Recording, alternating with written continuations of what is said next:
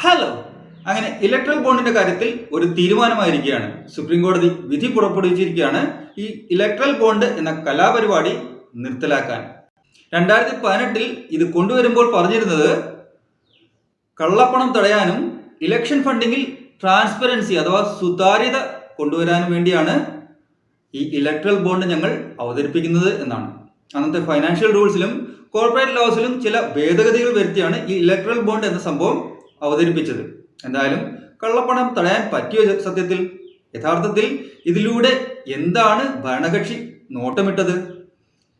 ഈ വിധി പുറപ്പെടുവിച്ച സുപ്രീം കോടതിക്ക് വെറുതെ എന്ന് പറഞ്ഞാൽ മതി, ഒരു ഇലക്ഷൻ തോൽക്കാൻ തന്നെ വേണം 10-400 കോടി. സംശയമുണ്ടെങ്കിൽ ഹെലികോപ്റ്ററിൽ ഓടി നടന്ന് തോൽക്കുന്ന കേരള സംസ്ഥാന അധ്യക്ഷനോട് തന്നെ ചോദിച്ചു നോക്കൂ. ഇതിനൊക്കെയുള്ള ഫണ്ട് എവിടുന്ന് വരാനാണ്? കോർപ്പറേറ്റുകൾ സഹായിച്ചാലല്ലേ നമുക്ക് മുന്നോട്ട് പോകാൻ പറ്റൂ. സുപ്രീം കോടതിയോട് ആര് പറയാൻ? ഈ അഞ്ചംഗ ബെഞ്ചിനോട് ആര് പറയാൻ? ആര് കേൾക്കാൻ? Welcome to Jungle Wines. നിങ്ങൾ ഈ ചാനൽ സബ്സ്ക്രൈബ് ചെയ്തിട്ടുണ്ടെന്നും എൻ്റെ വീഡിയോസ് ഇഷ്ടപ്പെടുന്നുണ്ടെന്നും വിശ്വസിക്കുന്നു. സബ്സ്ക്രൈബ് ചെയ്യാത്തവർ സബ്സ്ക്രൈബ് ചെയ്ത് സപ്പോർട്ട് ചെയ്യുക. ബെല്ലൈക്കൺ ഒന്ന് പ്രസ് ചെയ്തേക്കും. മുമ്പ് ഇലക്ഷൻ ഫണ്ടിന് വേണ്ടി കാശ് പിരിവായിരുന്നു പാർട്ടികൾ നടത്തിയിരുന്നത്. അപ്പോൾ കൃത്യമായി കള്ളപ്പണം അല്ലെങ്കിൽ കരിമ്പണം തന്നെയാണ് അതിൽ വന്നിരുന്നത്. അതിൽ യാതൊരു സംശയവുമില്ല. ഈ ഇലക്ട്രൽ ബോണ്ട് നടപ്പിലാക്കിയതിലൂടെ ഏകദേശം 80% കള്ളപ്പണം ഒഴുക്ക് തടയാനായിട്ടുണ്ട് എന്നാണ് വിശ്വസിക്കപ്പെടുന്നത്. കാരണം ഈ പണം, ഈ ഇലക്ട്രൽ ബോണ്ട് വാങ്ങുന്നത് ബാങ്ക് വഴി മാത്രമാണ്. അതും SBIയുടെ ചില സെലക്ടഡ് ബ്രാഞ്ചസ് വഴി മാത്രമാണ്. അതും ത്രൂ അക്കൗണ്ട് മാത്രമേ ഈ ഇലക്ട്രൽ ബോണ്ട് വാങ്ങാൻ പറ്റൂ. എന്നാൽ അതോടൊപ്പം ചില ആരും ശ്രദ്ധിക്കാത്ത എന്നാൽ പാർട്ടികൾക്ക് മനസ്സിലാകുന്ന ചില കാര്യങ്ങളും കൂടി ഇതിലുണ്ട്.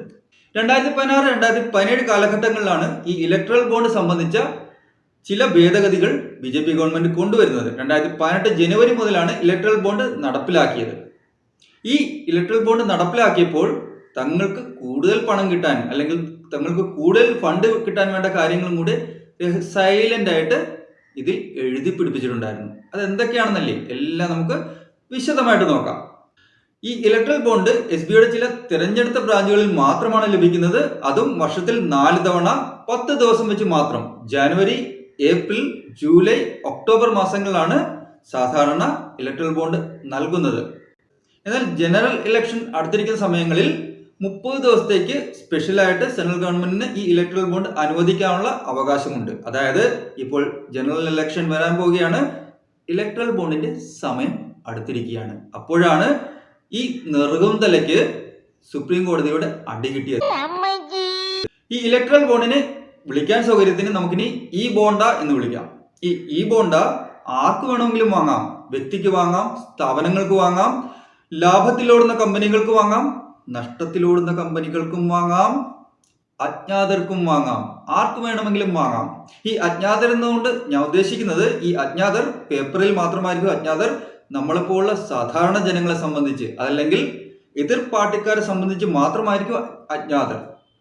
ബാങ്കിനറിയാം ഈ അജ്ഞാതൻ ആരാണെന്ന്, ബാങ്കിൽ നിന്ന് ഭരിക്കുന്ന കക്ഷിക്കും അറിയാം ആ അജ്ഞാതൻ ആരാണെന്ന്. അതല്ലെങ്കിൽ ഈ അജ്ഞാതൻ തന്നെ ഭരിക്കുന്ന പാർട്ടിയോട് പറയും, ഞാൻ അജ്ഞാതനായിട്ട് 500 കോടി ഇട്ടിട്ടുണ്ട് കേട്ടോ, എനിക്ക് വേണ്ടത് ചെയ്തേക്കണം. അത് ഒരു പരസ്പര ധാരണയാണ്. ആ ധാരണയിൽ പല പോളിസികളും മാറപ്പെടാം. അതാണ് ഞാൻ പറഞ്ഞത്, നഷ്ടത്തിലോടുന്ന കമ്പനികൾക്കും ഈ ഇലക്ട്രൽ ബോണ്ട്, ഈ ബോണ്ട വാങ്ങാം.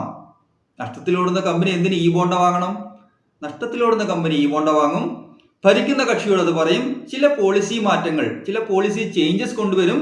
അതിലൂടെ അവർക്ക് ലാഭത്തിലാകാനുള്ള ചാൻസ് കിട്ടും. അപ്പോൾ ഈ ബോണ്ട കൊണ്ടുവന്നത് കൊണ്ട് ഭരിക്കുന്ന പാർട്ടിക്കാണ് കൂടുതൽ ഗുണം എന്ന് ഞാൻ പറഞ്ഞു. അതെ, കാരണം മുമ്പ് കാശായിട്ട് കൊടുത്തിരുന്നപ്പോൾ ആര് എത്രയാണ് എവിടെയാണ് കൊടുത്തിരുന്നതെന്ന് അറിയില്ലായിരുന്നു. പക്ഷേ ഇപ്പോൾ കൃത്യമായ കണക്ക് SBIയുടെ കയ്യിലുണ്ട്. ആർക്കൊക്കെയാണ് എത്രയൊക്കെയാണ് കൊടുത്തതെന്ന്. SBIയോട് ഭരിക്കുന്ന കക്ഷി ചോദിച്ചാൽ പറയാതിരിക്കാൻ പറ്റുമോ തനിക്ക് എത്രയാണ് കിട്ടിയത്? അതല്ലെങ്കിൽ എതിർ പാർട്ടിക്കാരന് മുകേഷ് അംബാനി എത്രയാണ് കൊടുത്തത്? എല്ലാം വ്യക്തമായിട്ട് അറിയാം. അപ്പോൾ പിന്നെ ഏതെങ്കിലും കോർപ്പറേറ്റുകൾ ജയിക്കാൻ സാധ്യതയില്ലാത്ത എതിർ പാർട്ടിക്ക് അല്ലെങ്കിൽ പ്രതിപക്ഷത്തിന് കൂടുതൽ കാശ് കൊടുക്കുമോ? തീർച്ചയായും കൊടുക്കില്ല. അതിന് സംശയം എന്താണ്? അതായത് ഇപ്പോഴത്തെ കണക്കനുസരിച്ച് 2022 വരെ ഏകദേശം 16,000 കോടിയാണ് ഈ ബോണ്ട വഴി വന്നത്. ഈ 16,000 കോടിയിൽ 60%, അതായത് ഏകദേശം 10,000 കോടിയോളം കിട്ടിയത് ആർക്കാണെന്ന് നിങ്ങളോട് പറയേണ്ട കാര്യമില്ല, അത് BJPക്ക് തന്നെയാണ്. രണ്ടാം സ്ഥാനത്തുള്ള കോൺഗ്രസിന് 10% മാത്രമാണ് കിട്ടിയത്. അതായത് ഏകദേശം 1,500 പ്ലസ് സം ചില്ലുവാനം കോടി മാത്രമാണ് കോൺഗ്രസിന് കിട്ടിയത്. അതായത് ഉസൈൻ ബോൾട്ടിനോട് 100 മീറ്റർ സ്പ്രിന്റിൽ മത്സരിച്ച ചെല്ലപ്പൻ ചേട്ടന്റെ അവസ്ഥയാണ് കോൺഗ്രസ് പാർട്ടിക്ക്. ഈ ബോണ്ട കൊണ്ടുവന്നുകൊണ്ടുള്ള ഗുണം നിങ്ങൾക്ക് വ്യക്തമായില്ലേ? കാശായിട്ട് കൊടുക്കാനും പറ്റില്ല, ഈ ബോണ്ട തന്നെ വാങ്ങണം. ഈ ബോണ്ട ആരൊക്കെയാണ്, എന്തൊക്കെയാണ്, എവിടെയൊക്കെയാണ് കൊടുത്തതെന്ന് ഭരിക്കുന്നവർക്ക് അറിയുകയും ചെയ്യാം. ഭരിക്കുന്നവർ അതിനനുസരിച്ച് പണി കൊടുക്കുകയും ചെയ്യും. ഈ ബോണ്ടയ്ക്കെതിരെ കോടതിയിൽ പോയവരിൽ പ്രധാനി പരമ്പരാഗതമായി ബക്കറ്റിനെ വിശ്വസിക്കുന്നവരാണ്, അല്ലെങ്കിൽ ബക്കറ്റിനെ ആശ്രയിക്കുന്നവരാണ്. അവർ കോടതിയിൽ പോയത് സത്യസന്ധമായി കാശ് കിട്ടിയാലേ ഞങ്ങൾ വാങ്ങൂ എന്ന് നിർബന്ധമുള്ളത് കൊണ്ടല്ല. കനലൊരു തരിയായി കേരളത്തിൽ മാത്രമുള്ള പാർട്ടിക്ക് എത്ര കോർപ്പറേറ്റുകളുടെ നിന്ന് കാശ് കിട്ടും എന്ന് നിങ്ങളൊന്ന് ചിന്തിച്ചു നോക്കുക. അതല്ലെങ്കിൽ കേരളത്തിൽ എത്ര കോർപ്പറേറ്റുകളാണ് ഉള്ളവരെല്ലാം കൂട്ടിപ്പോയില്ലേ? അപ്പോൾ എന്തായാലും എനിക്ക് കിട്ടുന്നില്ല എങ്കിൽ പിന്നെ ബാക്കിയുള്ളവർക്ക് എന്തിന് എന്നൊരു ചിന്തയും കൂടി ഇക്കാര്യത്തിൽ ഉണ്ട് എന്ന് വേണം കരുതാൻ. അപ്പൊ ഈ ബോണ്ടിൽ കൊണ്ടുവന്ന ഭേദഗതികൾ, ഈ ഇലക്ട്രൽ ബോണ്ടിൽ കൊണ്ടുവന്ന ചില ഭേദഗതികൾ ഭയങ്കര രസമാണ്. ഈ കാശ് കൊടുക്കുന്നവർക്ക് ആ കാശിനെ പറ്റി, ആ കാശിന്റെ സോഴ്സിനെ പറ്റി ഇൻകം ടാക്സിനോട് അറിയിക്കേണ്ട കാര്യമില്ല.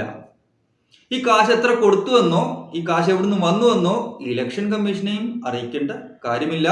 പൊതുജനങ്ങൾ എന്തായാലും അറിയേണ്ട കാര്യമില്ല. അല്ലെങ്കിലും പൊതുജനം ഭരിക്കപ്പെടാൻ വേണ്ടി മാത്രമുള്ളവരാണ്. അവർ ഇതൊന്നും അറിയേണ്ട കാര്യമേ അവർക്കില്ല. ആർക്ക് വോട്ട് കുത്തണം എന്ന് മാത്രമാണ് അവർ അറിയേണ്ടത്. അവർ ആർക്ക് വോട്ട് കുത്തണമെന്ന് ചില പ്രൊപ്പഗണ്ടകളിലൂടെ, ചില കളികളിലൂടെ നമ്മൾ തന്നെ തീരുമാനിക്കും. ഈ ബോണ്ട വിധിയിൽ സുപ്രീം കോടതിയിൽ 5 പേരും ഏകകണ്ഠമായി പറഞ്ഞത് ഈ ബോണ്ട നിയമം എന്നത് തികച്ചും ഭരണഘടനാ വിരുദ്ധമാണ് എന്നാണ്. അതിൽ ആദ്യത്തെ പ്രശ്നം, ഭരണഘടന ആർട്ടിക്കിൾ 14 അനുസരിച്ചുള്ള റൈറ്റ് ടു ഇക്വാലിറ്റി, തുല്യത എന്ന അവകാശം ഇവിടെ ലംഘിക്കപ്പെടുന്നു.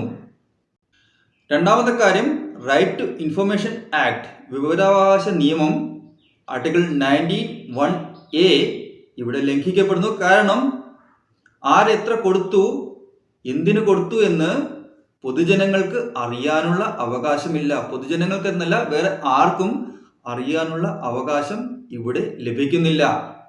മൂന്നാമത്തെ പ്രശ്നം, ഭരണഘടന അനുസരിച്ച് ഫെയർ ഇലക്ഷൻ, സുതാര്യമായ സത്യസന്ധമായ ഇലക്ഷൻ നടത്താനുള്ള അവകാശം ഇവിടെ നഷ്ടപ്പെടുന്നു.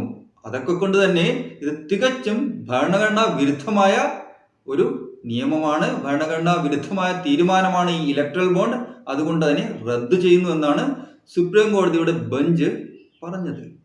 ഇവർക്ക് ഇങ്ങനെയൊക്കെ ഇരുന്ന് പറഞ്ഞാൽ മതി. ഇവിടെ പോസ്റ്റർ അടിക്കാനും പെട്രോൾ അടിക്കാനും ഹെലികോപ്റ്ററിൽ കാറ്റ് നിറയ്ക്കാനും എത്ര കാശ് ചെലവാകുമെന്ന് ഇവർക്കറിയില്ലല്ലോ. എന്തായാലും ചത്ത് കിടക്കുന്നവന്റെ നെഞ്ചത്ത് പിന്നെയും കത്തി കുത്തിയതുപോലെയാണ് സുപ്രീം കോടതി ഒരു കാര്യം കൂടെ പറഞ്ഞത്. 2022 വരെ ആരൊക്കെ എത്രയൊക്കെ ഇലക്ട്രൽ ബോണ്ട് വാങ്ങി, ആർക്കൊക്കെയാണ് അത് കൊടുത്തതെന്ന് മാർച്ച് 6-നകം SBI ഇലക്ഷൻ കമ്മീഷനെ അറിയിക്കണം. അപ്പോൾ അത്രയും മാത്രം പോരാ, മാർച്ച് 13-നകം ഇലക്ഷൻ കമ്മീഷൻ ഈ വിവരം, ഈ ഡാറ്റ പൊതുജനങ്ങളെയും അറിയിക്കണം. അതായത് പൊതുജനങ്ങൾ, കഴുതകളായ പൊതുജനങ്ങൾക്ക്, നമുക്ക് ഈ കാര്യങ്ങൾ മാർച്ച് 13-നകം അറിയാൻ പറ്റും എന്നാണ് ഞാൻ വിശ്വസിക്കുന്നത്. നോക്കണേ അവൻ്റെയൊക്കെ അഹങ്കാരം. ഇനി ഗവർണർ ആക്കണമെന്ന് പറഞ്ഞ് ഇങ്ങോട്ട് വരട്ടെ, അപ്പം കൊടുക്കാം പണി. അപ്പോൾ ഈ ബോണ്ടയെ പറ്റി നിങ്ങളുടെ അഭിപ്രായം എന്താണ്?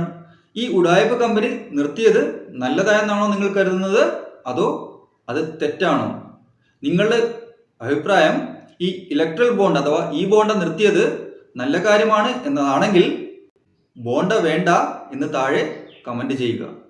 അതേസമയം വിവരം അറിഞ്ഞ ഉടൻ ചിലർ വീട്ടിലേക്ക് നോട്ടെണ്ണൽ മെഷീൻ വാങ്ങാൻ ഓടിയിട്ടുണ്ടെന്നാണ് കരക്കമ്പി. ആൾറെഡി വീട്ടിൽ നോട്ടെണ്ണൽ മെഷീൻ ഉള്ളവർ പുതിയത് മേടിക്കേണ്ട ആവശ്യമില്ല. അങ്ങനെയുള്ളവർ വളരെയധികം ഉണ്ട് നമ്മുടെ കേരളത്തിൽ, നിങ്ങൾക്കറിയാമല്ലോ. ശരി, എന്നാൽ വീണ്ടും കാണാം. Thank you.